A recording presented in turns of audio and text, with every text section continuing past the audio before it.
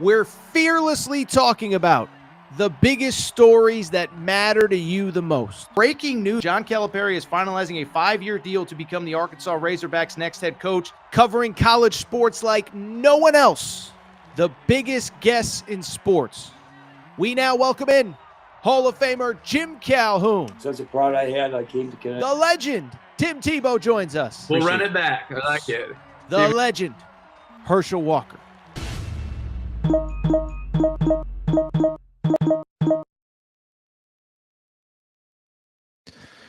Welcome in, everybody. Tuesday night edition, Aaron Torres Sports Podcast. I'm your host, Aaron Torres. Hope everybody's doing well. Hope everybody had a great holiday weekend. Hope you got to get away, spend time with friends, with family, with whatever. By the way, yes, I am rocking my UConn baseball gear. Shout out to the Huskies. They got screwed by the selection committee on Monday. Not a lot of college baseball on today's show, but we do have a busy Tuesday show. And I will say, by the way, we will have on later in the week, Phil Elson from Arkansas. He is the Arkansas play-by-play voice. He will come on for his annual visit discussing the college baseball bracket. But today, loaded show, a lot of basketball, maybe even a little bit of football to wrap. In terms of topics, listen, NBA draft deadline is Wednesday night. It is coming fast. Most of the big names have already withdrawn. Yaxel Lendeborg, Alex Condon, Milos Uzan, Karter, Knox. We'll discuss them. Also, what the heck is going on with Otega Oweh? He and Tahad Pettiford are basically the only two players that have not withdrawn of note, so we'll discuss them, especially Otega Oweh, because he could be a key piece on a national championship contender. From there, we will discuss Will Wade, Monster Week 2, 3, 4 days ago, when, of course, they got the commitment from Darian Williams. Also, Kansas losing out on Darian Williams and Dame Sarr last week. I think it's officially time to raise the sirens on Bill Self, and we will wrap SEC spring meetings. You know, listen, I don't know if we're going to go the heavy Greg Sankey route, the heavy Yaxel Lendeborg route, but everyone seems to be in denial about what SEC football was and was not last year and what it means for the college football playoff. So we got a loaded show. Again, shout out to my UConn Huskies. Shout out to Jim Penders. They got screwed by the selection committee, but we won't be discussing that today. Before we get started, a couple quick reminders. One, make sure you're subscribed to the Aaron Torres Pod YouTube channel. New clips, new videos going up every single day. We did not slow down over the holiday weekend, so make sure you're subscribed. We really do appreciate your support. Over 56,000 subscribers. I think we get to 60 before the start of football season, but we cannot do it without your support, so make sure you're subscribed, rate, review, all that good stuff. Also, make sure you're subscribed to the podcast feed as well. You can see it in the live chat. The podcast clip is there, or the podcast link is there, so make sure to subscribe. You can get the podcast on Apple, Spotify, wherever you get your podcast. One final note before we get started. Speaking of people and entities and whatever, do want to thank our friends, do want to thank our partners, do want to thank Collie Puffs and ColliePuffs.com. Okay, so it is that time of year. Hopefully you spent some time away from the TV and the computer this weekend. You were outside, you were at the park, you were at the beach, you were on the lake, you were mowing the lawn with your shirt off. Well, listen, you know, you're going to be exposed to some skin this season. You need to be looking good. You need a snack that is both healthy but delicious, something that you're going to love, your kids are going to love, your grandkids are going to love, your parents are going to love. That's where Collie Puffs comes in, okay? Family-owned company, not far from where I live. Joey, huge sports fan. And he was sitting on the couch one day, sitting there saying to himself, I need a snack that is both healthy but delicious, something I'm going to like, something my kids are going to like while I sit here and watch all these games.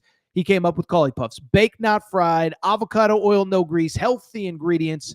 But the best part is they taste delicious. For more information, that's what I need you to do. Go to ColliePuffs.com. That's CAULIPUFFS.com, ColliePuffs.com. You can also try them and find them on Amazon.com as well. Just search Collie Puffs on Amazon. You will find them there. Throw them in your cart. You'll like them. Appreciate the support of Collie Puffs. Appreciate your support of the Aaron Torres Pod, and appreciate their support of the Aaron Torres Pod. Collie Puffs and ColliePuffs.com. With that said, it is a busy post-Memorial Day Tuesday night. I hope everybody for a final time had a great holiday weekend. There is no more time to waste. The chat is buzzing. So let's not waste any more time. Let's get to the topic of the day. Topic of the day. You know, this time of year, I'll say this. You know, I think that, you know, listen, everybody's focused on the NBA playoffs, NHL playoffs, Major League Baseball, maybe college baseball. But as I always say, this is a very important time on the calendar for college basketball, as crazy as it sounds. The season has been done for probably about 8 weeks now at this point, but the NBA draft deadline is always right around the end of May, always around Memorial Day. This year, it is this coming Wednesday. So when I say coming Wednesday, I mean tomorrow as I'm recording, maybe the day of as you're listening. And coming into the week, there were actually quite a few players that had not made their decision. And what I found interesting was on Monday, a lot of them came off the board. It used to be even 3, 4, 5 years ago, I think because of NIL that has changed some things, but it felt like there was always 7, 8 guys that going into that final day, would they stay? Would they go? Well, a bunch of them came off the board. Today, what I want to do, I want to open the show with about the 7 or 8 big names that were undecided coming into the week, the ones that we do know, and then the 2 or 3 that we don't. So let's start with the big names that this week have decided to withdraw from the draft, return to college hoops, what it means. We're not going to spend, 15 minutes on each player, 3, 4, 5 minutes on each, who they are, the impact that they could have, and what it means for college basketball. So let's get into some of the guys that on Monday actually did withdraw from the draft. Let's start with a guy that I've been talking about here for about, again, 6 to 8 weeks now, because I think he's that good. I think he's that important. Yaxel Lendeborg, transfer from Michigan, okay? Or transfer from UAB. So he plays at UAB last year, and I've said this 100 times, but this was a guy that I started to hear in December and January of teams just kind of feeling around, doing their homework. Would he enter the portal? Because if he would be a difference maker. Well, he ends up entering the portal after a season in which, how about this? Led UAB in every major category, 17 points per game, 11 rebounds, 4 assists, nearly 2 blocks, and 2 steals per game. He goes ahead, commits to Michigan in the portal, but then enters the NBA draft. And he was a fascinating case study in what would this be if he came back, if he didn't. He obviously on Monday came back. And with it, I think this is a huge piece of news for Michigan. Okay, so first of all, why it was interesting was because he was a guy that I do believe if he had stayed in the draft would have been a first-round pick. Now, what makes this interesting, historically, again, we're in this new world with NIL and the transfer portal, but specifically with NIL, guys don't have to rush the process, okay? And so if you were even in consideration for a first-round pick 5 years ago, it wasn't even a debate. You entered and you never looked back. Then over the last 2 or 3 years, it's like, okay, if you're going to be a second rounder, you're not sure, you decide to come back. Now a guy like Yaxel Lendeborg has the opportunity to say, you know what? I might be a first rounder, but I think I can get better, and I think I can improve my draft stock. And even if I'm a first rounder, can I make more in college this year and then set myself up better for the future? And that was the decision that he made. In terms of the decision, I'll be real.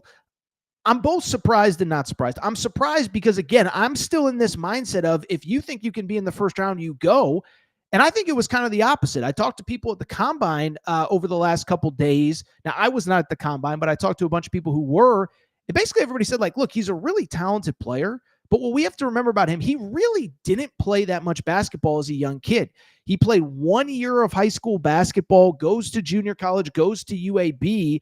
And so basically everybody I talked to was like, he still has a lot of growing as a basketball player to do and getting better to do. And this is again after he averaged 18, 11, whatever it was at UAB. And so he decides to come back, I think smartly. I think even though he's an older guy, he can improve his draft stock. And listen, we've talked about this since he entered the portal. I think he is a game changer, and I think he's a game changer specifically at Michigan. Listen, I'll release an updated top 25 once we go ahead and get through the draft deadline. But at the same time, when I look at Michigan, listen, they're not a perfect team. Elliot Cadeau is going to be their point guard. He played at North Carolina. A lot of people don't like him, but here's the bottom line. Elliot Cadeau averaged 10.6 assists at Carolina last year. So now you're putting him on a team with a front court of Yaxel Lendeborg, Morez Johnson Jr., and of course, Adai Mara. He is going to be a very good point guard, but I think Yaxel Lendeborg is going to be the centerpiece of that team. And I'll just be transparent. I think he is in the short conversation for National Player of the Year. I think he's that good, especially in that system with Dusty May. I think Michigan is in the short conversation for a potential title contender. Tell you a quick side story. I was in Vegas this weekend. I was looking at college basketball futures. Michigan was 25-1 somewhere I saw, and I didn't quite pull the trigger because I was afraid that he was going to end up staying in the draft. So my only anger at Yaxel Lendeborg was you couldn't announce this Thursday so I could have gotten some cash in on Michigan. But the bottom line is he's coming back. I think this is good for college basketball. We'll find out in time if it's good for his future, but a year of development. And I think Michigan is going to be a true national championship contender going into next season. Let's keep it going. Next big name on this list, another name that there's no doubt is going to be a national championship conversation, Milos Uzan. Okay, so Milos Uzan was the starting point guard this past year on the Houston team that played for a national title. He's another really interesting story. Transferred in this past year from Oklahoma, where ironically he was a teammate at Oklahoma with Otega Oweh. So I don't know what that says about the program. But he was a guy, third-year college player this past year, really had a breakout season. But what stood out to me and what was interesting about his decision was you talk to people in the industry, it was pretty much universal that he declared with the intention to stay in. Averaged 11.5 points, 4.5 assists per game last year. I thought he was maybe Houston's best player by the end of the season. This was a kid, remember, that Purdue game, that shot basically at the buzzer to send Houston to the Elite Eight against Tennessee, that was Milos Uzan who made the play. And he was a guy that, again, not only averaged 11.5 points per game, but 4.5 assists, 43% three-point shooting, and he's another one. I think he comes back. I think he could be a potential first-team All-American type player next season. Now, what'll be interesting about Houston, listen, I'm going to have him in the top 10. I trust Kelvin Sampson. They returned 3 key players off last year's team, but what I think will be interesting is they are also going to be very young in kind of those backup roles, bench roles, whatever. 3 or 4 key freshmen expected to play. Chris Sinak Jr. is one of the top 10 players in America. Kingston Flemings and Isaiah Harwell. What makes them interesting is I just don't know what to expect from a freshman in the Kelvin Sampson system. But I think this is a different team with Milos Uzan. I think the fact that he's back, again, he could be the Big 12 Player of the Year. He could be a first-team All-American, but he is a key player, a key cog on a very, very good Houston team. And I think he solidifies them top 5 going into next year. I think their season will be defined by what happens with the freshmen, but you cannot deny how good this kid is. Let's keep it going. Third guy who pulled out of the draft, the third guy who is very much headed back to a national championship contender, Alex Condon, Florida Gators. So Alex Condon, another interesting one. Started to see about the middle of the year as Florida's playing well. We realized that they're a really good team, maybe even a title contender in December, into January, into February. And you kind of start watching, you say, oh my God, who is this Condon kid? 6'11", runs really well, jumps really high, crazy athletic, plays above the rim, shoots the 3 ball pretty well. And it was really around mid to late January that you started to see him kind of creep up in mock drafts. Thought the back half of the year he didn't play necessarily his best basketball. Played okay in the tournament. Had a good national championship game, but earlier in the tournament struggled. Thought he really struggled against that older Auburn front line. But this is another classic example of a guy that 4 or 5 years ago probably declares and doesn't look back. Now he's sitting there saying, well, wait a second. Now, I don't know if I'm going to be a first-round pick. I just played for a national championship as a sophomore. I developed like crazy year 1 to year 2. I love the guys on the team. Thomas Hawk is my best friend and roommate. I'm going to run it back. I'm going to make some good money playing college basketball, and I'm going to be part of a national championship contender. I'll say this with Florida. With Alex Condon back, they're very much back in the mix for another national title in 2024, 2020, or 2025, 2026, excuse me. Now, listen, I'll say this. I think they're more back end of the top 10 than top 5, top 3. I saw Jeff Goodman tweet out, and I like Jeff. This is not a knock. He said that he thinks the only 3 teams that you can put in consideration for number 1 going into next year are Purdue, Houston, and Florida. I don't know that I feel quite that high on Florida. I like Boogie Flan, but he's got a lot of growing to do. They're going to play probably Hawk at the 3. Is he really more of a 4? So there's stuff for them to figure out. But Florida's entire trajectory of this offseason changed in the last 7 or so days. Boogie Flan commits. He's their starting point guard. Alex Condon announces he's returning. And like I said, they are very much a title contender going into 2025, 2026. They are a team that is good enough to go back-to-back. We hadn't seen back-to-back since 07-08 with the Gators. Well, UConn did it in 23-24, and the Gators could do it in 25-26. A name that we talked about a little bit on Sunday. So if you're subscribed to the pod, this is why you need to be subscribed to YouTube, why you need to be subscribed on podcast. It is because producer Matt, let's go to, if I put them out of order, I apologize. Let's go to Karter Knox because I just gave myself a little tease into Karter Knox. So I apologize if I gave you the wrong order. That's my bad. Karter Knox. So Monday night, he announced that he is returning to Arkansas. We did a full 15-minute reaction. It wasn't like the longest episode ever. But this is a huge piece on a very good Arkansas team. First of all, we talked about this. A lot of revisionist history with Arkansas at the end of the year, okay? And I think it's negative if you're not an Arkansas fan, but if you're an Arkansas fan that watches the games, you know how good Karter Knox is, right? Whenever I say anything positive about Arkansas, we all know what gets said. Oh my goodness, they weren't good. They stink. They lost all their best players. Well, that's just factually not correct at all, okay?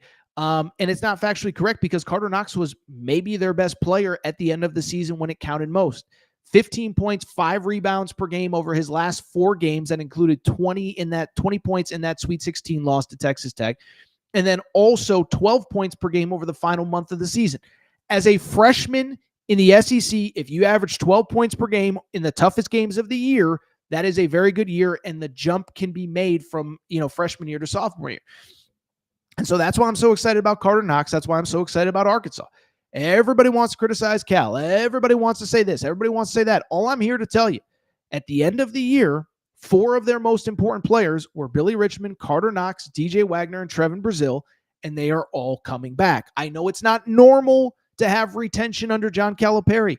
That's not a bad thing in this era of college basketball. We talked about the stat a few weeks ago of even in the transfer portal era, every national champion, Kansas in 2022, UConn in 2023 and 2024, and Florida last year, they brought back big chunks of their team, and Arkansas is the same. Thought Karter Knox was by far the most, and I think Karter Knox is probably the most likely to make a leap next season, not only at Arkansas, but I think maybe a breakout player nationally. Like I said, 12 points per game over the final month of the season, 15 in the final 4 games. They were all against tournament teams if you include the SEC tournament against Ole Miss. And so I just think he's the type of player that can have a huge impact. I think he learned some lessons. His brother at Kentucky maybe left a year ahead of schedule. It did not work out for him. Well, Karter Knox is coming back. He will be very well compensated. And I'm here to tell you, I think with Karter Knox, Billy Richmond, as I said, Trevin Brazile, DJ Wagner, the 2 star freshmen, there's 4 freshmen overall, and the 2 key transfers, Malik Ewan and Nick Pringle. I think that team, Arkansas, is very much in contention at the top of the SEC. I said that I think they're the best team in the SEC. I might revisit that if Otega Oweh comes back to Kentucky, but I think the top 3 in some order in the SEC going into next year are Arkansas, Kentucky, and Florida in some order. I think if you picked any of the 3, I don't know that I'd really fight you, but those are the top 3. Arkansas is a completely different team with Karter Knox. Last big announcement of a return, you just saw him briefly on the screen. A guy, I was thinking about this, our first update of the transfer portal. So the transfer portal opened the Monday after the NCAA tournament opening weekend. Mackenzie Mbako was the first big name, okay? Former top 10 recruit, 2023 class, commits to Indiana, plays 2 years there. He's good but not great. And I think most of that was that Mike Woodson, coaches a style and a system that feels very much like it's out of like 1986. They always had 2 big guys on the floor, not a lot of shooting, not a lot of floor spacing. And I think Mackenzie Mbako was one of the guys that was hurt by that over the last couple years. Well, I bring it up because he commits to Texas A&M out of the portal. He actually went to the NBA draft combine and was excellent. You read all the reports of people there, and they basically sat there and said, like, he was one of the biggest risers and one of the biggest surprises. Like, I don't think anybody expected much of him, and he very much put himself back in draft consideration probably a year from now after a year at Texas A&M. Well, he's going to A&M. He is a player that I think in that system will be very interesting. So Bucky McMillan is the head coach at Texas A&M. Remember, Buzz Williams left for Maryland. Bucky McMillan plays this fast-paced, up and down, a lot of pressing, a lot of three-point shooting. If you can make threes and you can run and you can score in transition, you can put up a lot of points in that system. That's what Mackenzie Mbako could do and might do, and he might be one of the more underrated pickups of this offseason. Played really well at the combine. I think when you added in, I didn't mention earlier, when Milos Uzan announced he was coming back to Houston, they had a transfer named Pop Isaacs committed who came from Creighton. Pop Isaacs decommitted. He's now going to Texas A&M. I tweeted this out because I do believe that with Pop Isaacs and now Mackenzie Mbako officially back, I think A&M's a tournament team next year. Now, are they a top 25 team going into the year? Probably not. But very quietly, a nice offseason for them. They added the 7-footer from Texas Tech, Federico. They added Rylan Griffin. I think it's a really good team. Now, I think it's a lot of pieces that got to fit and get figured out. But all things considered, remember, Bucky McMillan was the last power conference coach that I'm aware of to get a job. He got it basically coming out of the Final Four. The portal had already been open for 2 weeks at that point. I thought he did a good job in scramble mode, but I think Mackenzie Mbako, with how he performed at the combine, probably the piece that puts them over the top. So those are the big names from the NBA draft deadline to withdraw from the draft. Should mention, by the way, late last week, who was it? Cedric Coward announced that he was staying in the draft. He was supposed to go to Duke. So that was one that we haven't touched on. But I will say we are about 29 hours from the draft deadline as we're recording here. By the way, depending on how late it goes, we might do a live show on Wednesday night. But there are two names that have not yet officially announced their intentions to stay or go. So let's talk about them quickly. Again, I'll say this: it feels like the group of players that is undecided is much smaller than it's been in the past. But we are recording at 6:22 Eastern time, and unless I missed something over the last 21 minutes since we've been on air, there are still two players that have yet to declare their decision. So let's go ahead and break it down. The first one that I do want to talk about is Kentucky star Otega Oweh. Okay, so Otega Oweh, first of all, again, let's make note. We are recording here at 6:22 Eastern time on Tuesday. So by the time you listen to this, he may have already made his decision, but he is a very interesting one from this perspective. He entered a great year at Kentucky. I always said I did not know Otega Oweh was as good as he was. I think part of it was whatever was going on at Oklahoma, it wasn't the right fit. I'm not just going to blame Porter Moser, but he comes to Kentucky, averages 16 points per game, and you go back to the end of the season, he was really their only consistent player. And what I really respected about him was that he was a guy that showed up every single day to play at a time when it's not that players weren't showing up to play for Kentucky. They had so many injuries. Lamont Butler in and out of the lineup. Andrew Carr in and out of the lineup. Jackson Robinson out for the year.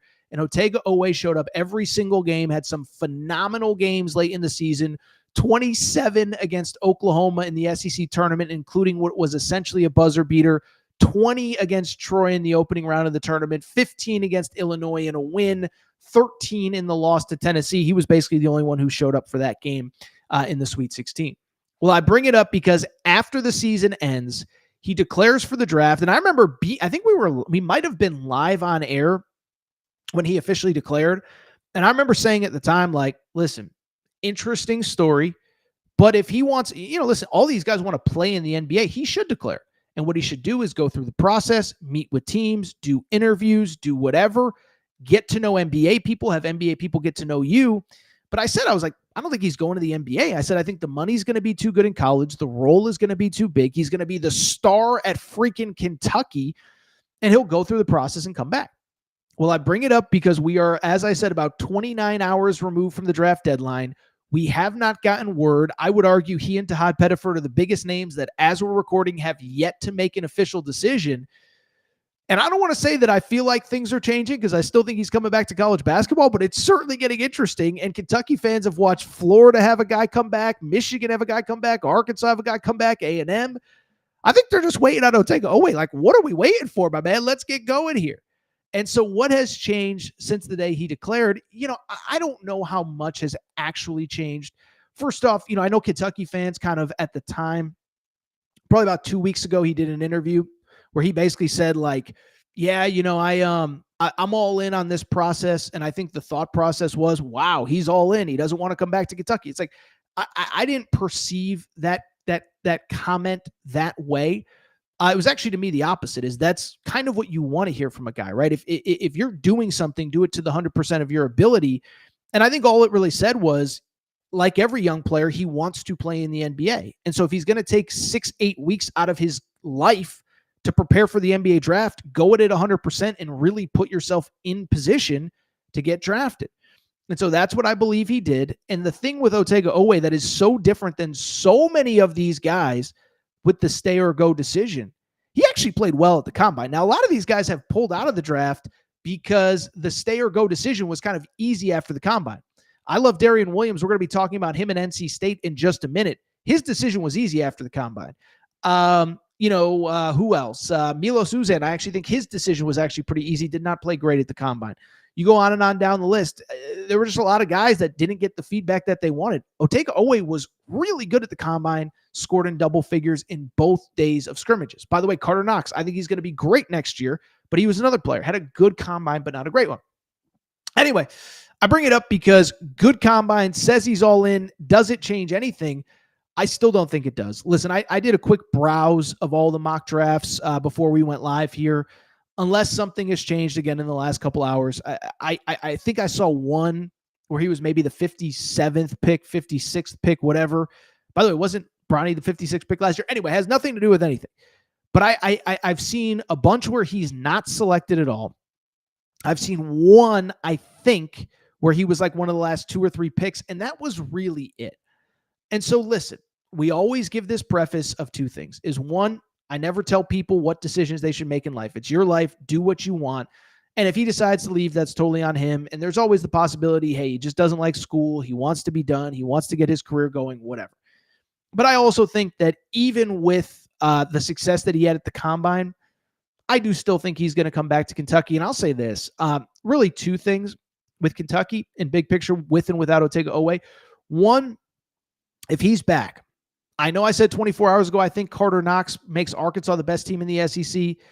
I was looking at Kentucky's roster earlier in the day, looking at what it would look like with and without Otega Oweh. I think it's hard to make the argument that anyone other than Kentucky is the favorite in the SEC. And frankly, beyond that, not just the favorite, I think Kentucky's a top 3-ish type team with Otega Oweh, because you bring him back. You think about a backcourt of Jalen Lowe, Otega Oweh, Denzel Aberdeen, Jasper Johnson are your top 4 guards. Find me a team that has a better top 4 guards than anyone in college basketball. You got Mo Diabate on the wing. You got the front court with Jaden Quaintance when he gets healthy, with Brandon Garrison, who all the offseason workout videos make him look like he's due for a breakout year. You know, Malachi Moreno is going to play a role. Braden Hawthorne, who we talked about last week, is going to play a role. And so I just bring it up because I think Otega Oweh, like, he firmly puts them in. And I think there is something to star player coming back, knows expectations, knows what it's like to play for Mark Pope, what it's like to play at Kentucky. I do think you want that continuity from one of your better players because, listen, with no disrespect to the guys off the bench, but, you know, Trent Noah, Colin Chandler, like, it's one thing to be a guy who played last year at Kentucky under Mark Pope. It's another thing to be a guy who played at Kentucky last year under Mark Pope that was like a star that, again, understands it. So I think Otega Oweh firmly puts them in the top 5, maybe the top 3, maybe the top 2, depending on how you feel about some of these other teams. The counter to that is I actually want to take a minute and give Mark Pope a little bit of credit, because I think it's not often that you can have a decision come this late and you feel like your roster is still in pretty good shape. And I feel like Mark Pope is kind of in this position where even if Otega Oweh doesn't come back, I still think Kentucky's going to be pretty good. Again, Jalen Lowe, super athletic point guard, great stats on a bad team. So imagine what it's going to be like with better players around him. Denzel Aberdeen, we saw the stats when he started last year at Florida, the impact that he had. We saw, by the way, Jaden Quaintance, Brandon Garrison, Mo Diabate, all of these guys we've talked about, Cam Williams that I haven't talked about, Jasper Johnson, Malachi Moreno. So I just bring it up because there's been a lot of schools where basically there were players that entered the NBA draft and the school just said, we're going to move on without you. RJ Lewis at St. John's, Darian Williams at Texas Tech, Kentucky, it feels like basically said, go test. If you're good enough, we'll figure it out. If you're not good enough, we really want you back. So I think Kentucky's one of the rare schools that will be in very good position, even if he doesn't come back. But I would expect that he does. Again, NBA draft deadline, May 28th. That's Wednesday. Many of you will be listening to this on Wednesday. And I do still think Otega Oweh comes back. By the way, as producer Matt reminds me, make sure you're following our Torres on UK Twitter page for all your late-breaking Kentucky news. Really quickly, a couple other names that are still testing. The only really big one, producer Matt's trying to go back-to-back Final Fours just like Florida is, Todd Pettiford. We don't really know what the heck's going on with him. One of my favorite players in college basketball. You know, I don't think his story has really been told. Like, a lot of people are kind of playing up that he didn't even start at Auburn this year. I don't think that's totally fair. He didn't start because they had 5 fifth-year seniors in that starting lineup. And so off the bench as a freshman in the SEC, we just talked about Karter Knox as a freshman in the SEC. Todd Pettiford, 11 points, 2 rebounds, 3 assists, 36% three-point shooting as a freshman in the SEC. Well, he decides to declare for the draft, and I am not surprised that he has performed better than people expected. He's not the biggest guard, but he is a player that, like, the only reason we don't know more about him is because the team was so good and so deep around him that I just get the sense that a lot of people just don't realize quite how good he is. Well, he is very, very, very good. And we'll see what happens with him in the NBA draft. It sounds like he is looking for a first-round guarantee. I will tell you, and I actually saw Sam Vecini from The Athletic tweet out something about this right before I went on air. Listen, I'm not an NBA draft analyst. I can tell you, like, first-round guarantees are much, like, they don't happen that often. So we've seen guys like Yaxel Lendeborg, Todd Pettiford. There's a couple others. Well, I want a first-round guarantee. It doesn't happen very often, especially for guys in like the 20 to 35, 20 to 40 range, because teams just don't know what's going to happen. What if a guy falls that they like? What if some superstar demands a trade and you need draft capital, right? What if you're I don't know the draft order off the top of my head, but the Houston Rockets, right? What do they have? Maybe the 23rd pick in the draft? Well, they're planning on using it now. But what if between now and then Giannis demands a trade? What if Ja Morant demands a trade? What if this player is available that they want to? You just don't know. And so this isn't a Giannis trade segment. It's a segment to say that things change, and when they do, you have to be nimble. And that's why there's very rare that you see a first-round guarantee that late in the process. So we'll see what happens with Pettiford. If he's one that I do think if he comes back, it would be interesting. The team wouldn't be as talented, but the role would be much bigger for him. The counter to that is if he doesn't come back, I don't really know what Auburn would do. There is no comparable to Todd Pettiford guy currently in the portal. So if they were to lose him, I think they'd be in trouble, but we'll find out here in the next day or so. By the way, two players that are in the portal that are also testing that have not made their announcements yet, at least as far as I have seen. One, Jameer Watkins. We've talked a lot about that. Jameer Watkins from Florida State. I think if he were to withdraw, North Carolina needs him. Let me just say that.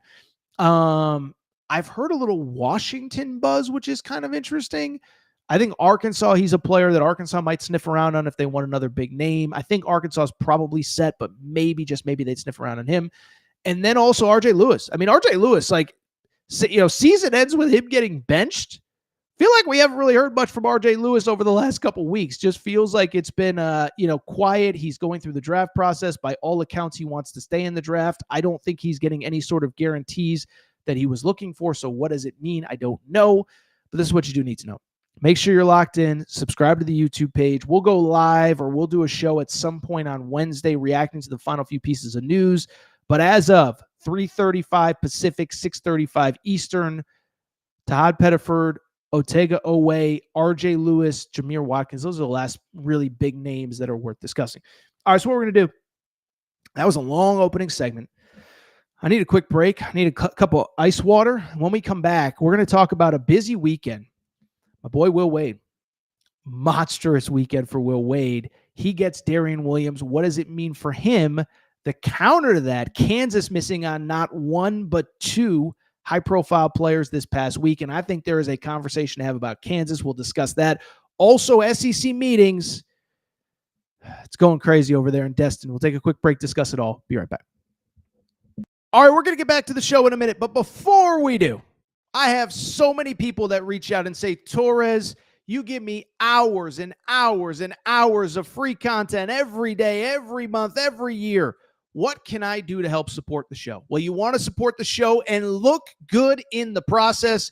Make sure to check out and support the Aaron Torres Media merch store at aarontorresonline.com/merchandise. Some of you wondering, what can I get in that merch store, Torres? Well, Kentucky fans, we got our Mark Pope Hope and Pope t-shirts. That is right. Mark Pope, monster first year. Year 2 is going to be even better. Get your Hope and Pope t-shirt at aarontorresonline.com/merchandise. Arkansas fans, the Big Pig Invasion is coming. It is here. John Calipari has things rocking. Get your Big Pig Invasion tees. Again, aarontorresonline.com/merchandise. St. John's fans, we have our Big Rick Energy t-shirts. And if you're just a college basketball fan in general, guess what? Your March is for Day Drinking shirt. That is the shirt that you need year-round, but especially for the next NCAA tournament. You can order yours now. By the way, football fans, we got you covered too. Auburn fans, we already know the freeze warning has hit the plains. Make sure to get your freeze warning t-shirts. Also, Nebraska fans, new era, new rules, the t-shirt that you need before the start of this coming season. And oh, by the way, if you're a Colorado fan, if you're just a Coach Prime fan, we have our Dion shirts and hats, more of them than we know what to do with. So to check out the full line of Aaron Torres Media merch and also support the show, good news is we're going to have even more for the fall. Check out the Aaron Torres Media merch store at aarontorresonline.com/merchandise. And for more information, you can always reach out at Aaron Torres. All right, everybody. I'm back. Good to be back. By the way, just went into the chat. First thing I saw was FU Pooh Bear. So the chat is humming as always. We appreciate everybody's interest. They say college basketball is a 1 month a year sport. Come to the chat on Tuesday, May 27th, and tell me it's a 1 month a year sport. The chat is humming. People are fired up. We appreciate everybody's support. Let's get into some other odds and ends from over the last couple days. You know, one of the great things about a holiday weekend is that it is, in fact, a holiday weekend. Hope everybody enjoyed your time away. By the way, my UConn baseball squad got screwed, but we'll continue that conversation in the after show where we talk college baseball. That doesn't exist. Okay. Anyway, where was it going? Lost my train of thought. Okay. All right. So one of the great things about a holiday weekend is that you get some time off, get away, whatever. Bad thing is news gets lost in the shuffle, and then you got to kind of make up for lost time by the time the end of the weekend is here. And there was a piece of news from Thursday night. I'll be real. I got away starting Thursday, was actually with my mom watching the OKC Thunder game in a sports book in Vegas. And I look at my phone, and we were expecting a big-time portal commitment to NC State last week. Just turns out it wasn't the one that we thought. As Thursday night, Darian Williams, 6'6" forward, originally played at Nevada, but played the last 2 years at Texas Tech. He ends up entering the portal after the season, going through the draft process. He withdraws from the draft. Now, I'll be honest, you can find a video where I said I thought Kansas was the favorite. Well, Will Wade had some other plans because Darian Williams on Thursday night commits to the NC State Wolfpack. And I just got to say, I need to come up with a catchphrase for Will Wade because I have a feeling this will not be the last big-time commitment that we discuss with Will Wade, but he gets his man. He gets the most important recruit of his early regime. And I think bottom line, this proves Will Wade is exactly who we thought he was. And in my opinion, NC State has a top 25 roster going into next year. This is kind of the biggest commitment to NC State basketball in a while. I think Will Wade is here to stay. I think he's going to be a problem for the ACC. So let's go ahead and dive in. By the way, if anyone has any good Will Wade taglines, I mean, we had Hope and Pope. We got Big Pig Invasion. We need something for the pack because I think Will Wade's not going anywhere for a while. As a matter of fact, he told me, he said on the show, the next job I take after McNeese, I want to spend the next 10 or 15 years there. So Will Wade ain't going anywhere. He gets Darian Williams. Let's go ahead and dive in. First of all, The Darian Williams thing is just interesting, right? Because we talked about him. The last full show we did was last Monday night. And like I said, I don't even think at the time he had technically withdrawn from the NBA draft, but he didn't have a great combine, but it does not mean that he is not a great college basketball player. That's exactly what he is, and that's exactly what he showed in this last season, really the last couple seasons, if we're being perfectly honest, at Texas Tech. This past season, he was phenomenal, okay? All Big 12, finished the season averaging 15 points, 5 rebounds, 3 assists, or 34% shooting from 3 as a 6'6" stretch forward.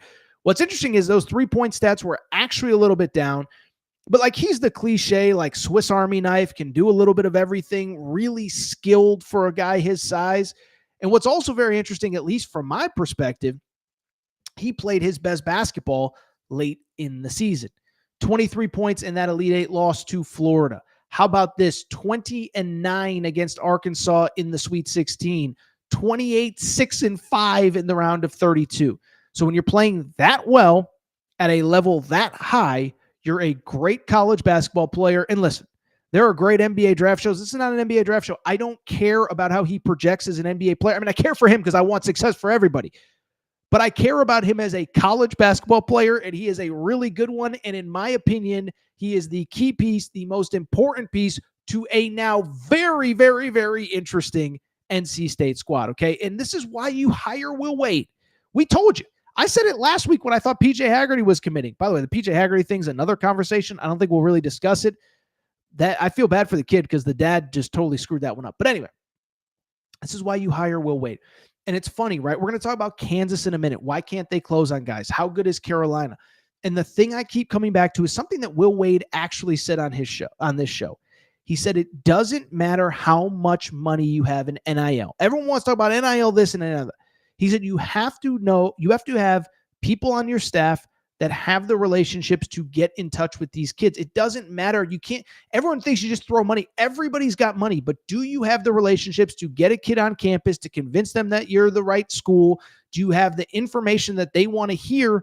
And that's exactly what happened with this Darian Williams thing, but also with all of these other kids. First of all, I could be wrong because, again, I was traveling. I don't even think it was public that he took a visit to NC State. I think there was a thought he's going to Kansas. He's going to commit there. Well, he goes to NC State, ends up committing shortly after that's all said and done. But two, you look at this roster that NC State has put together, and in my opinion, it's a top 25 team. As I said, it is the clear third best team in the ACC behind only Duke and only Louisville. And again, we'll update a top 25 here in the coming days. But when you look at Darian Williams, he is the star piece that you needed. But the counter to that is he is the essentially final piece. They might add another piece or two. But he's the piece that kind of brings everything else together, right? Because you have very good players playing very unique and distinct roles, but you needed that guy that could just take over games and win games for you in the ACC, and that's who he is. And so outside of Darian Williams, I really like the pieces and how they fit.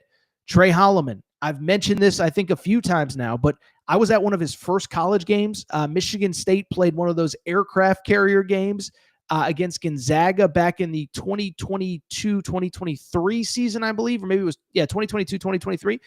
Played one of those aircraft carrier games. I was there. He comes off the bench. I loved his energy, and I've been following his career. I was like, who is that guy? He's really fun to watch. He plays hard. So he's going there. Quadir Copeland, who led McNeese in assists last year, began his career at Syracuse, so you know he can play in the ACC. He's coming with Will Wade. Terrence Arsenault from Houston is a really good player. Matthew Abel, I believe, is the highest ranked high school recruit to commit to NC State since maybe Dennis Smith Jr. And so I just bring it up because this is a very good roster. But again, and I know I'm starting to repeat myself, but I just want to make this is why you hire Will Wade, because he can flip it in an offseason. He's one of these guys, and we talk about it all the time, these new age coaches that get how the portal works, get how NIL works, get how relationships work, and doesn't need 3 or 4 or 5 years. There is no one else you could have hired this offseason that would have guaranteed you or put you in a better position than you're in right now if you're NC State. Now all of a sudden you're looking around, and again, is there a piece or two to add? No, but if everything goes to plan, and it should, you're going back to the NCAA tournament next year, and you are going to be a player for years in the ACC going forward. And so this is why you hire Will Wade. This is why you bring him in. This is the kind of roster that he can put together. And here's the crazy part. He did that. He did this, hitting the ground running. He didn't have a full year. He didn't have a full off season. I go back and think about some of the teams he had at LSU. I mentioned this the other day. I think we forget how much talent he had at LSU during his time there. Watching the Western Conference Finals, Naz Reid is there. Cam Thomas led the Brooklyn Nets in scoring. Tari Eason in the NBA. Who else? Who was the other one that I really liked? Trenton Watford in the NBA. Javonte Smart got a cup of coffee. So think about all the players that he had and all of the guys that he has put in the NBA out of LSU, and think about what he can do at NC State. And so I'm so fired up for this. By the way, it's sort of related, but sort of not related. What I think about when I see this commitment seemingly out of nowhere in a spot where people didn't think he was going to NC State, Darian Williams, what it reminds me of is the conversation that we had the day that Will Wade got hired. I remember it was during the NCAA tournament. It might have even been the day that he basically unofficially said, yeah, I talked to NC State. I've taken the job. I don't think he officially said he took it. But I remember saying, I said, look, this is the one guy that Carolina doesn't want and that Duke doesn't want at NC State. Now, Duke's always going to be okay. They're going to be fine under John Shire. They're going to be good. But I was thinking about this. Darian Williams is better than anybody that North Carolina got out of the portal this offseason. And it's just interesting to me is that what I was thinking about over the weekend was, I think you could argue, biggest losers in this whole situation, probably PJ Haggerty is one, because now he's going to Kansas State on a bad team in a good conference. And I don't know. I think if they had to do it over, they either would have stayed at Memphis or maybe taken their NC State opportunity earlier. But the second biggest loser, I think, is Carolina, because we've talked about Carolina. I'm not trying to make this a bash Carolina segment, but this was a program that all season long, we don't have this, we need that. Well, they hire a general manager, they raise a bunch of money, but that feels like a program to me that, do they have the people in place with the relationships in place to get stuff done, get kids to campus, get kids visiting, get kids wanting to be a part of what you're doing? I know Will Wade can do that. I'm not sure Hubert Davis can, but it goes back to the day that Will Wade was hired. I said, you know what? I think this is going to work, but more importantly, I think this is the one guy that North Carolina didn't want and Duke didn't want. So shout out to NC State. Shout out to Will Wade. They get their star for next year. And as I said, with the draft deadline quickly approaching, we'll do one final top 25. This will probably be the final top 25 of the spring as we start transitioning to more and more football content. We'll also do, by the way, our offseason grade series, which was very popular last year. Credit Will Wade. He gets the job done. Let's switch gears to the school that did not get the job done on Darian Williams. And I want to have an interesting conversation right now about Kansas. Okay, so Darian Williams is a member of the North Carolina State Wolfpack. And I was thinking about this. What is it? Is it Newton, Sir Isaac Newton, the law of relativity? For every action, there's an equal and opposite reaction. Sorry, I wasn't a science guy. I wasn't great at science. But for every action, there's an equal and opposite reaction. Well, the action is Darian Williams committing to NC State. But the reaction is that everybody, including this guy, and by the way, I was not the only one, so don't say that Torres doesn't know what he's talking about, because everybody thought that that Darian Williams was going to NC State. By the way, I was right. It was Sir Isaac Newton. Does Torres know his medieval science or what? But anyway, we all thought Darian Williams was going to Kansas. He actually, I believe, visited Kansas, but NC State gets it done. And what was interesting about the timing, and I didn't put it together until Friday morning. Like I said, I was traveling. I was in the sports book. May have had an uncomfortable amount of money on Oklahoma City in that game. It was game 2 against Minnesota during that Darian Williams situation. But Darian Williams commits to NC State. We thought he was going to Kansas. Well, that happened within hours of Dame Sarr. Remember him? We talked about him last week as well. He's the 5-star kid from Italy, played in the Nike Hoop Summit. He was a guy that was another one. He visits Kansas. We're all assuming he goes to Kansas. All of a sudden, Duke is out on Cedric Coward. He's going to stay in the draft. Duke pivots. They get Dame Sarr. Darian Williams goes to NC State. And 2 guys that we thought were going to Kansas both decide to go to other schools. And it is I think, a touchstone moment in this offseason, because it crystallizes something that I've been saying about Kansas really since the season ended. Now, I'm not Mr. Bill Self is terrible and he's the worst. No. Bill Self's a Hall of Famer. Bill Self has won 2 national championships. Bill Self, for about a 20-year period, I think you could argue, was the most consistently excellent coach in college basketball. The stats back it up. The Big 12 championships back it up. 2-time national champions back it up. But at the same time, in this portal era, in this NIL era, I don't believe any coach has had more trouble adjusting than Bill Self. And I think it was crystallized by the fact that they lost out on 2 key players in a 24-hour period, Dame Sarr to Duke, Darian Williams to NC State. We thought at various points both were going to Kansas. Kansas gets neither. And I'll say this, outside of Darren Peterson, who we know is going to be a star, and outside of Flory Badunga, that roster looks pretty darn thin going into next year, and it speaks to what I'm saying. Not if Bill Self isn't a great coach, but does he get this NIL portal era? Now, a couple things I know what people are going to say right away. One, people are going to say, oh, well, Bill Self won a national championship in the NIL era. Well, that's factually correct, but it's not really. NIL came into place in 2021, okay, summer of 2021. Kansas won the following national championship. So technically it was in the NIL era. But as we all know, that first year of NIL is not what it is now, which is collectives, which is a ton of money, which is having a general manager, it's a different sport. 2, I will also say, because I know Kansas fans are going to say this part as well, well, Kansas signed the #1 portal class last year. And so it's like, I never said that Bill Self can't sign players out of the portal.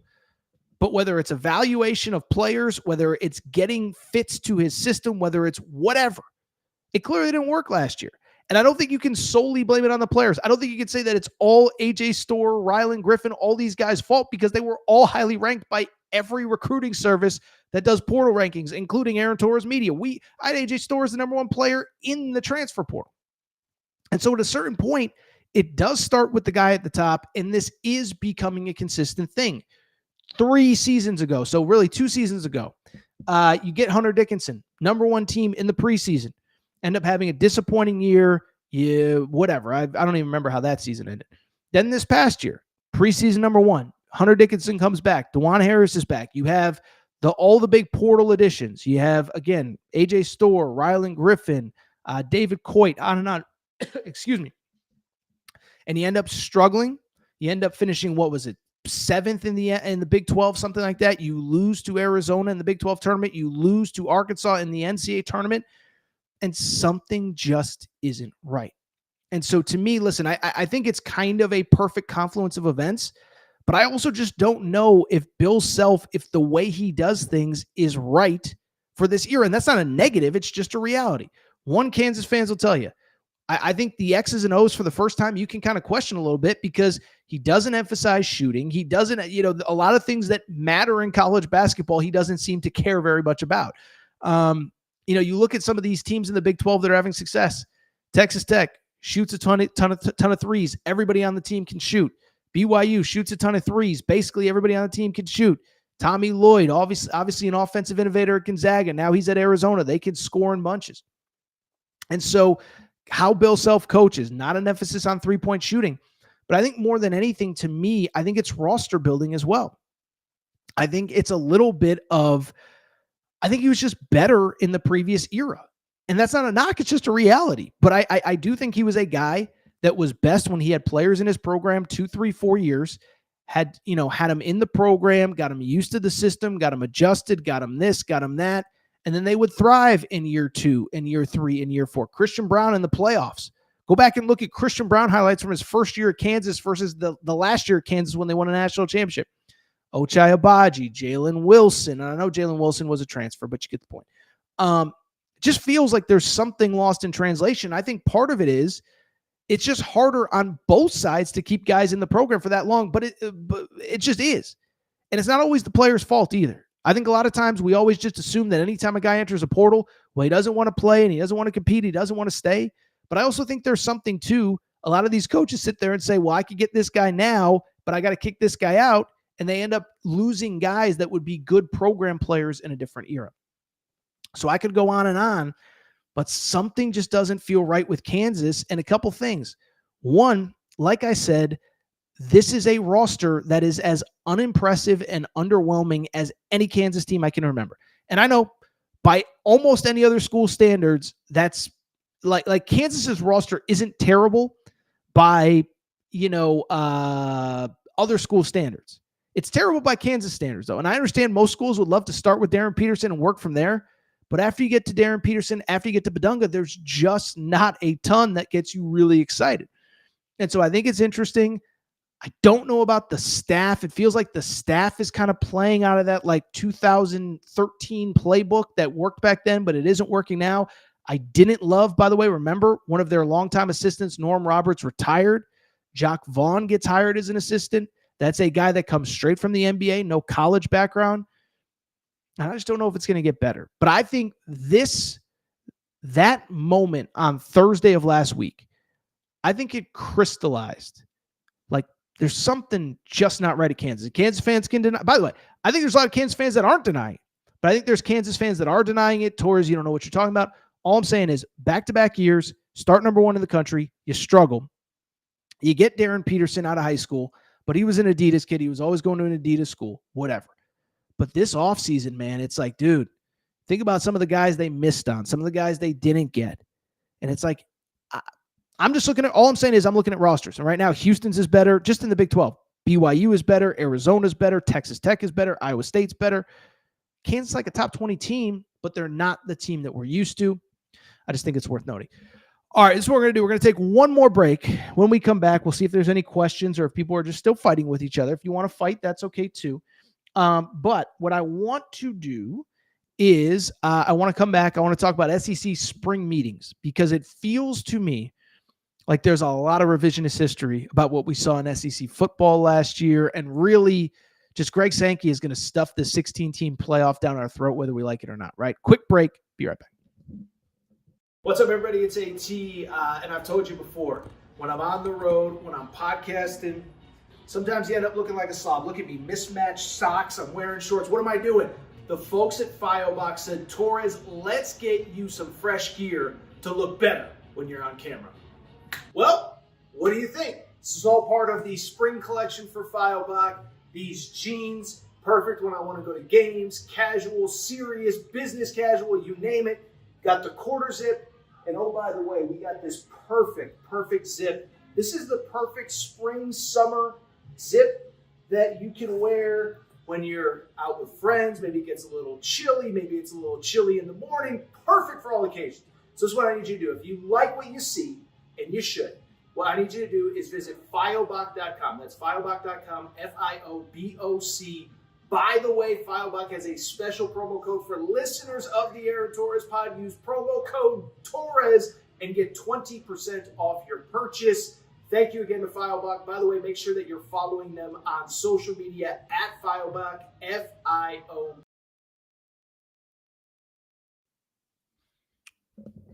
All right, everybody. I'm back. Good to be back. Final segment of the show. So good to be back. Do want to hit on a couple basketball questions and comments before we get to SEC spring meetings where there's some interesting stuff. First of all, Will says Calipari is desperate. He would have told Knox to enter the draft in previous years. Will, I like you. I appreciate you, but that's idiotic. It just is. It's, of course, he would have told Karter Knox to enter the draft in previous years because in previous years there was no such thing as NIL. So you went into the draft, you accepted being a second-round pick or undrafted, and you just tried to make whatever money you could as a professional. Previous years, there was no come back to college and make $3 million. Previous years was a different era and a different system in college basketball. By the way, it's the same with Otega Oweh.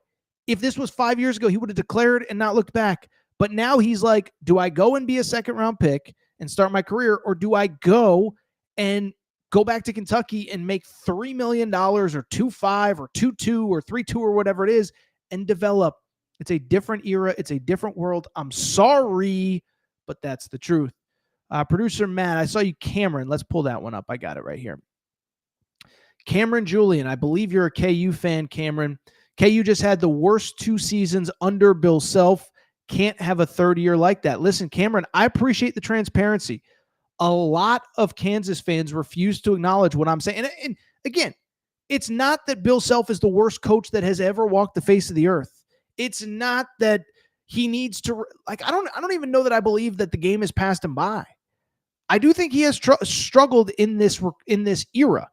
And the one thing I will say, and in this part, I do believe about Bill Self, I think he's got to get a younger, more dynamic staff. Listen, I think sometimes, you get caught up with all the guys that you've been with forever, and you don't have any new ideas come into your program. And I'm not saying Bill Self needs new ideas.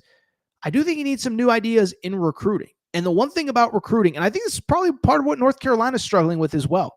You got guys who have been in each program for 20 years. And it's like, it's a new world.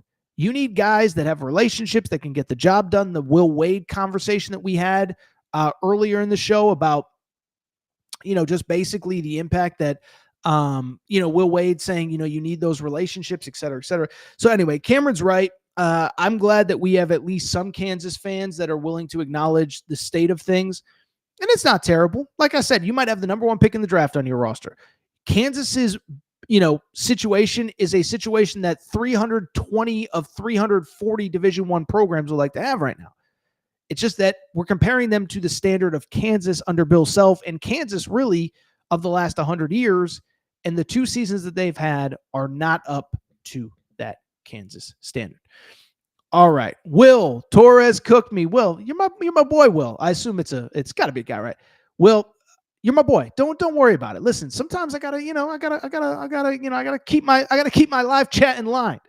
But I love all of you. I appreciate all of you. Make sure if you're not subscribed to the YouTube channel, make sure to do so. Also, the podcast feed is linked at the top of the screen.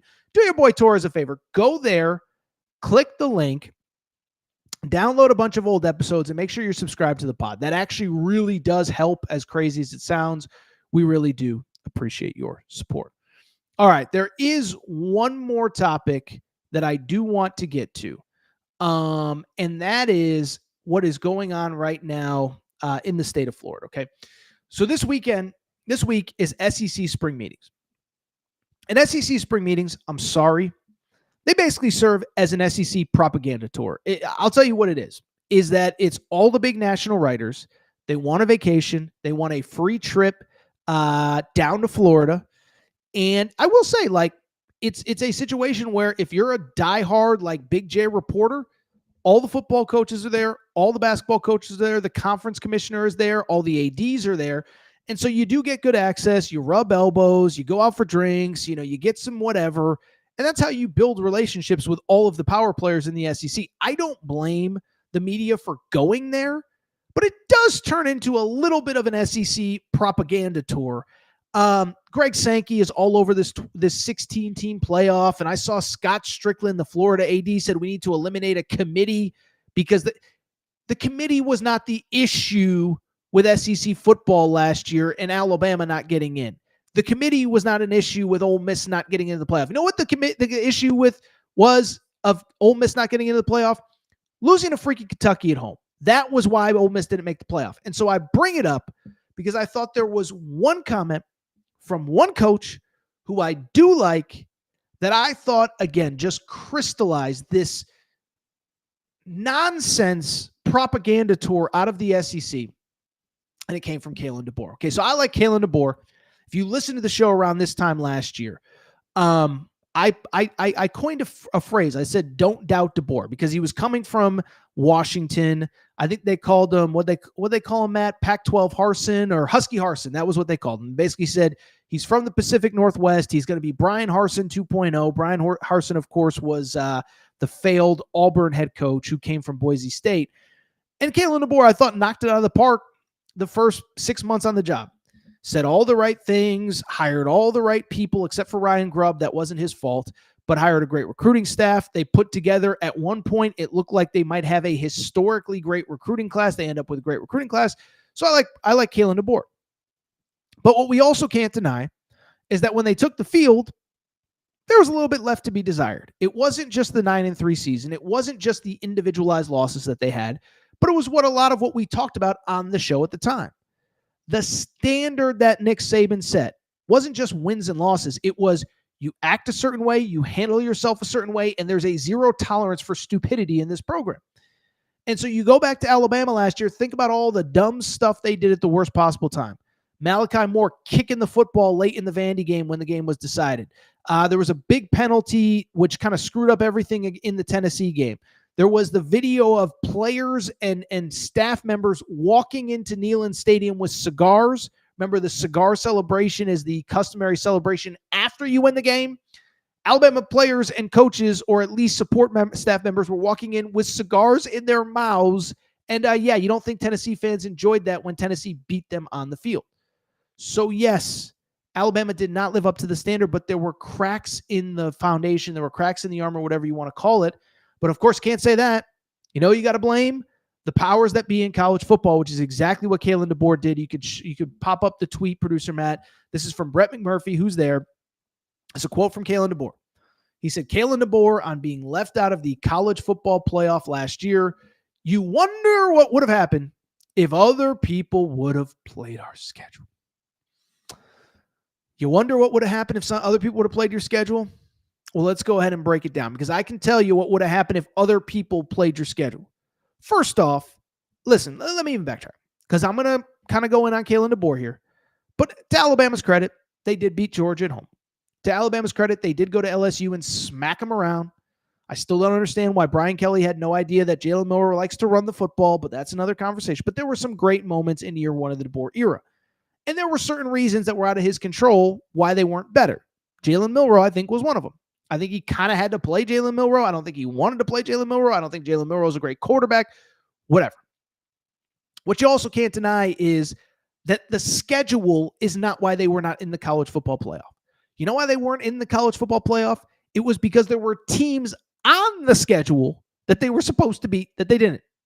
Am I the only one that remembers when they went to Vandy and got Diego Pavia?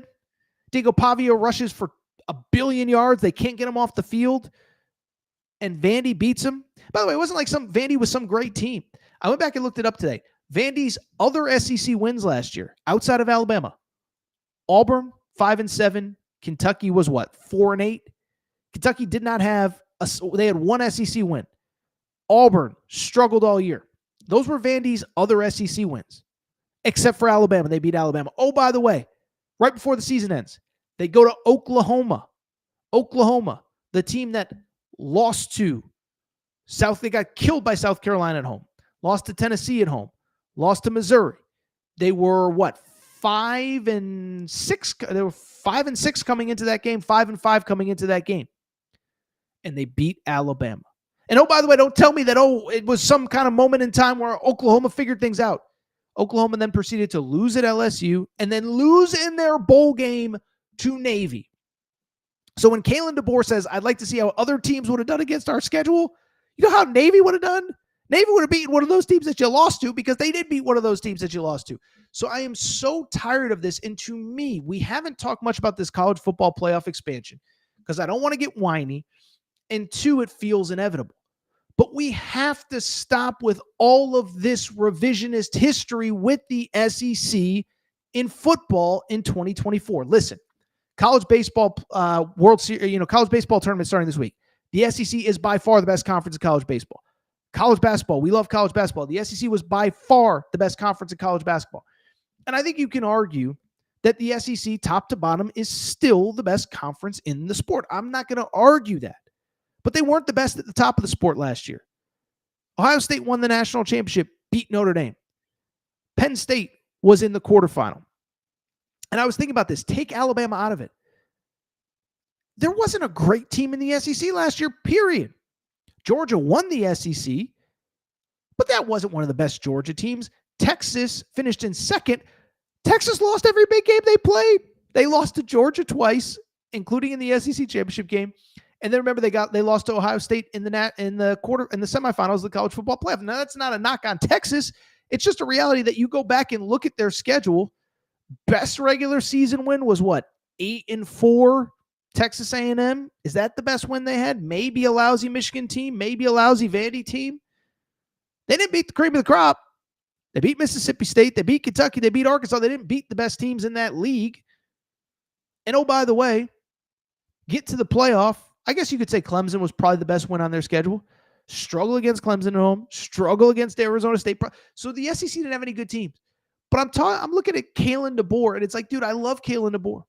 But we're talking about a team that lost to Vandy, Oklahoma, and probably the worst Michigan team we'll see in 20 years in a bowl game. And so this idea that they somehow got screwed, they didn't get screwed. You know why you were not in the playoff? Because you could not beat Oklahoma or Vandy. Beat either one of them, and you're in the college football playoff. But it doesn't change the fact that this SEC revisionist history tour, it's unbelievable. And it's so frustrating. And again, I don't want to whine. I hate the 16-team college football playoff, though. We're going to have 5-6 SEC teams, even though there's 1 to 2 good teams. And by the way, it's the same in the Big Ten. We don't need 6 Big Ten teams in the playoff. We don't need 3 ACC teams in the playoff. I don't want to keep going on and on about it. I don't want to be negative. I feel like it was a positive, glasses half full show, but goodness gracious, was this annoying. All right, I'll tell you what. I think we're going to get out of here. Producer Matt says Auburn Northwestern National Championship game is going to hit different. I mean, listen, we're like 2 years away from having a 32-team playoff, so they'll probably both be in it. And it's still, by the way, we'll have 13 SEC teams in the college football playoff, just like we had in the NCAA tournament this year. I guess they had 14, but you get the point. We're going to have 13 teams in. It's still not going to be enough. People are still going to be complaining. Sankey's still going to be complaining. It's unbelievable. All right, I'll tell you what. I think we're going to go ahead and get out of here. If you are not subscribed to the Aaron Torres pod, please make sure to do so. We appreciate your support of the show. By the way, great live audience here on a Tuesday. If you're not subscribed, please make sure to do so. Apple, Spotify, Amazon Music, Google Music, wherever you get your podcast, make sure to subscribe. Make sure to rate and review the show. Go ahead, give us a quick 5 stars. Let us know what you like, what you don't like, all that good stuff. Make sure you're following on social media at Aaron_Torres on Twitter, at Aaron Torres Pod on Instagram. By the way, I went back into the live chat, and it's Logan said, you're also the one that called my wife a dog. So I don't know what I'm missing in this live chat, but it seems like it is typically humming as always. But I think we will get out of here. I'll tell you what, Wednesday we may go live. We got to see what happens with this NBA draft deadline. We'll let you know on Wednesday. And then Thursday we'll do something different. Phil Elson, my buddy from Arkansas, he is the Arkansas baseball play-by-play voice. He's going to join us, and we are going to talk SEC baseball or NCAA tournament baseball.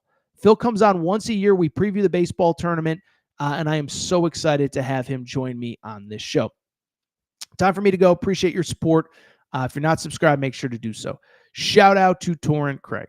Shout out to Rachel, who hates my voice. Shout out to JJ Reddick. You F-head. Unblock me, bro. I'll be back probably Wednesday night. New episode.